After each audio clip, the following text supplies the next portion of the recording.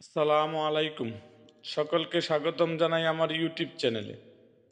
ভাইয়েরা আমার ইউটিউব চ্যানেলে, আমার ছোট্ট ইউটিউব চ্যানেল, আপনাদের আমার অগোছালো এলোমেলো কথা আপনাদের যদি কোনো উপকার আসে তাহলে এই চ্যানেলের সার্থকতা।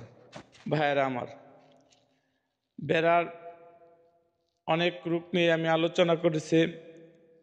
বেড়ার যে কোনো সমস্যা এবং খামার সংক্রান্ত যদি কোনো প্রশ্ন আপনাদের থেকে থাকে তাহলে অবশ্যই আমার কমেন্ট বক্সে জানিয়ে দিবেন। ভাইয়েরা আজকে ভেড়ার ফুট রট রোগ সম্বন্ধে আলোচনা করব। ব্যাকটেরিয়া নোটোসাস নামক ব্যাকটেরিয়া সংক্রমণের ফলে এ রোগ হয়। এতে সাধারণত গায়ের গোড়ায় পচন দেখা দেয়, দুর্গন্ধ হয়, কখনো কখনো উলানেও এ রোগ সংক্রমণ হতে পারে।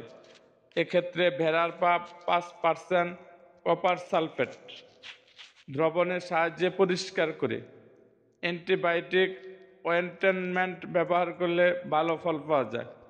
ভাইয়েরা এটা আমাদের দেশে খুরা রোগও বলে। এই রোগ আপনার পচন ধরে যায় এবং এই রোগ অনেক সময় যে খুরা রোগটা এটা উলানেও দেখা দিতে পারে।